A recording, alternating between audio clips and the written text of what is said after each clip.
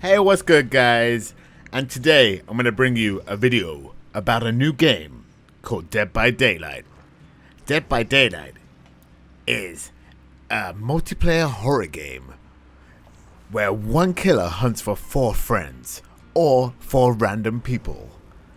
It takes, basically, players can take on the role as a survivor or a killer. And the objective of the game is, when you're the killer, you have to kill all the survivors.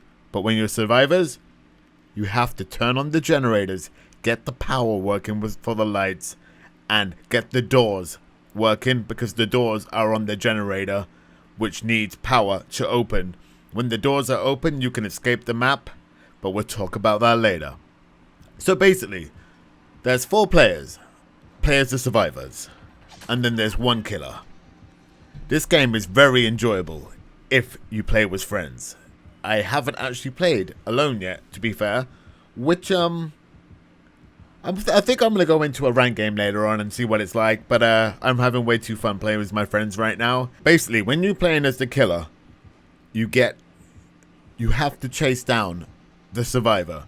So you can either go behind them, use a very stealthy tactic, and take them out like that, or you can straight up rush them and make them basically poop their pants, so they'll be like, oh my god, he's right behind me, and give that real scare factor. Or you can go for one surprising attack and like hopefully.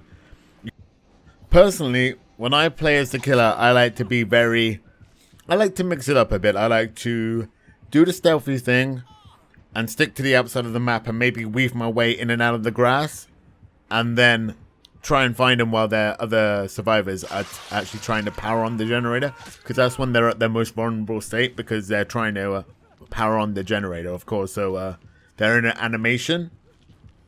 So that's pretty much what I do. But when you're playing as a survivor, it's a lot harder, because when you're the killer, you play in first person, which means you only have a line of sight of what's in front of you. But when you're the survivor, you play in third person, so you can see pretty much all around you. And that's pretty good as well, because if the killer's chasing you, you need to look behind you to see how far he is. But like, when you're the survivor, you're running, and if you ever see a red light, that means the killer is directly right behind you, and you really don't want to see that light.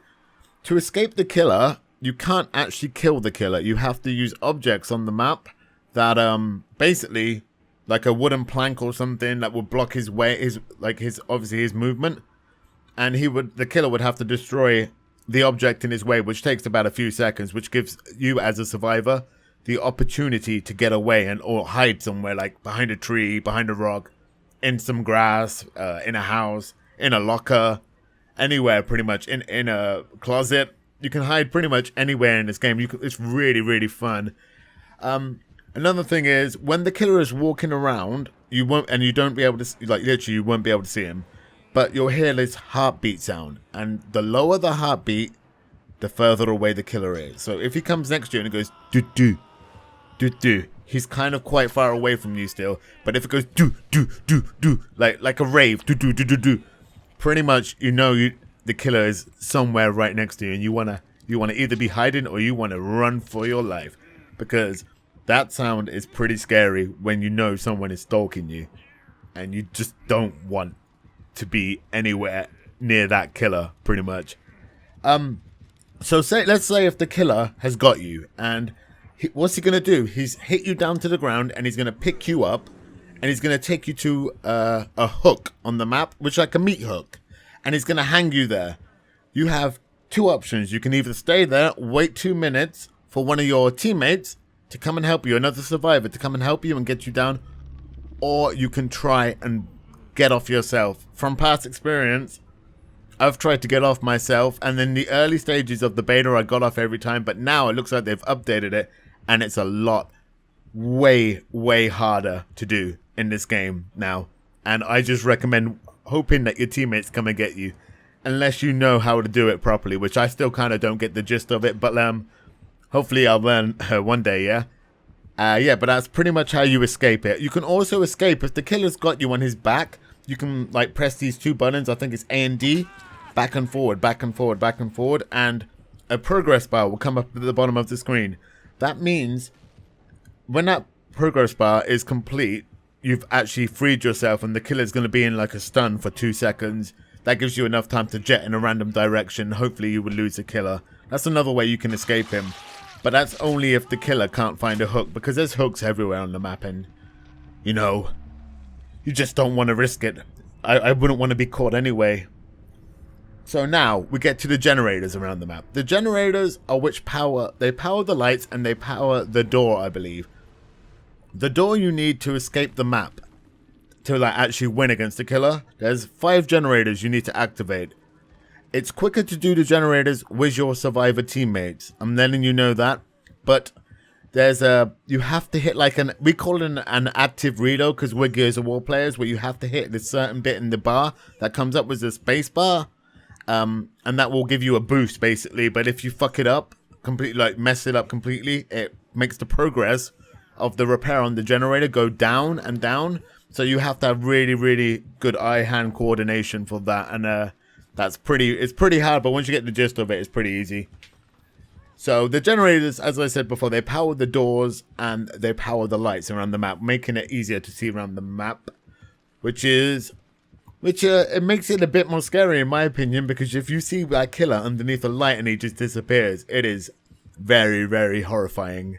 I'll tell you that. There are toolboxes on the map as well. So if you see a toolbox, like a crate, go for it, because you can get a flashlight in there. You can get some like a little toolkit that can help you repair the generator way faster. Currently, I've only found the flashlight and the toolkit. The flashlight, I believe, if you shine it in the killer's face, it stuns them, like it slows them down. I think that's what it is. I still need to message one of the devs and actually confirm that, because I've seen one of my friends do it and it looked like it slowed him down.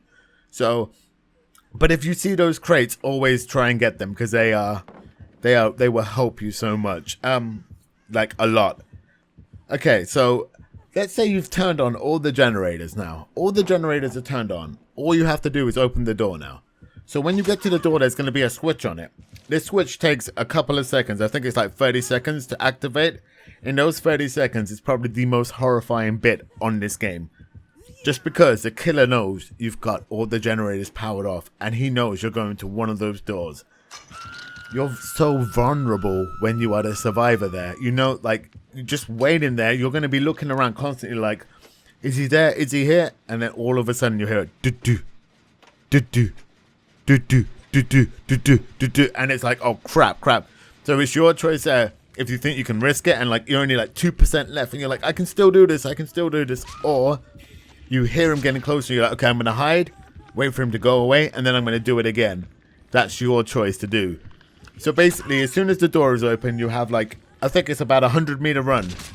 Once you get past this 100-meter run, the game is over and you've escaped. The killer can actually come through the gate, but he can't get past a certain point. So be sure not to get trapped there and just walk out the gate and be like, oh, look, I got out, I'm won, and like start dancing. You just made it in the gate, because the killer can walk through still and just be like, oh, hi, stabby, chainsaw, whack you with my stick, you know, and then put you on that hook. And if you're by yourself, you're not going to have a good time. I'm just letting you know. So basically, that's my summary and a bit of advice for you guys, you know, for the game Dead by Daylight. The game actually officially releases this month, and I am so hyped for it. I cannot wait for this game. It's going to be so fun. I think there's 4 maps coming out, and there's going to be 3 killers. I really hope there's DLC support for this, and they bring out more characters, more maps, because we've been talking to them, and apparently they might be bringing a clown killer in. Don't take my word, but if there's a clown killer, oh my god, it's done for me. There'll be a trail of feces all behind me when I'm running, because I'm scared of clowns. Let's just say that. But thank you so much for watching my video. Give it a thumbs up if you enjoyed it. Subscribe to my channel for more daily content, and I'll see you guys on the next video. Peace!